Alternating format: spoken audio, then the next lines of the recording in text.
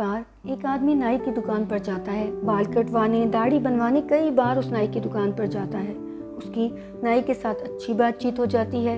अक्सर दोनों साथ बहुत सी बातें शेयर करने लग जाते हैं, इधर उधर की बातें, कभी मुल्क को लेकर, कभी पॉलिटिक्स को लेकर, कभी फैमिली को लेकर। आज भी दोनों बातें कर रहे थे।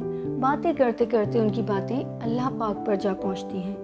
अब अल्लाह पाक का नाम आते ही नाई ने कहा, देखो भाई, मैं तो अल्लाह को नहीं मानता, मेरी नज़र में तो अल्लाह है ही नहीं। उस आदमी ने कहा, तुम ऐसा क्यों बोल रहे हो, ऐसा तुम्हें क्यों लगता है? नाई ने कहा, अरे ज़रा मेरी गली में चलो, वहाँ के लोगों को देखो, वो कितना उदास हैं, ना पेट भर खाने को है, ना रहने को ढंग की जगह, वो कितने परेशान हैं। अब अगर अल्लाह होता तो वो इतने दुखी थोड़ी ना होते, उनकी ज़िंदगी में इतने मसाइल थोड़ी होते। उस आदमी को बहुत अजीब लगा। उसने सोचा इसे समझाए, लेकिन वो इस हालत में नहीं था कि कुछ भी समझ सकता।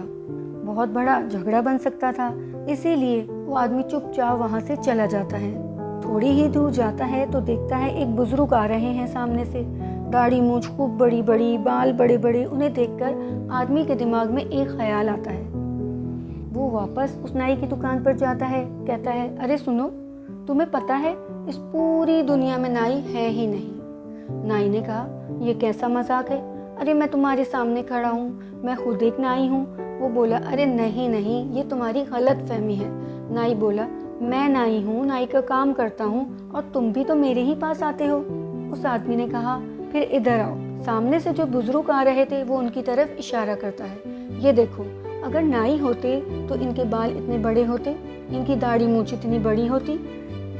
नाई ने कहा, देखो, अब नाई तो है, लेकिन कई ऐसे लोग हैं जो नाई के पास आना ही नहीं चाहते, उनसे काम करवाना नहीं चाहते, उन पर भरोसा ही नहीं करते।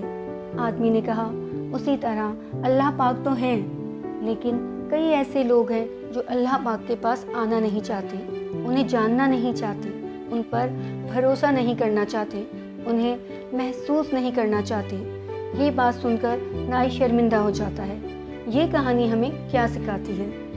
अगर आप अल्लाह पाक से जुड़ते हैं तो आपकी ज़िंदगी में जितने भी दुख हैं, या आप नाउम्मीद रहते हैं, या जो तकलीफ़ों में हैं, अल्लाह पाक आपको उससे लड़ने की हिम्मत देता है, और उस परेशानी से हमें सबक भी मिलता है। अपनी हर तकलीफ़ में अल्लाह पाक को महसूस करें और अल्लाह पाक से मांगें, और उस परेशानी से कुछ सीखें और आगे बढ़ें।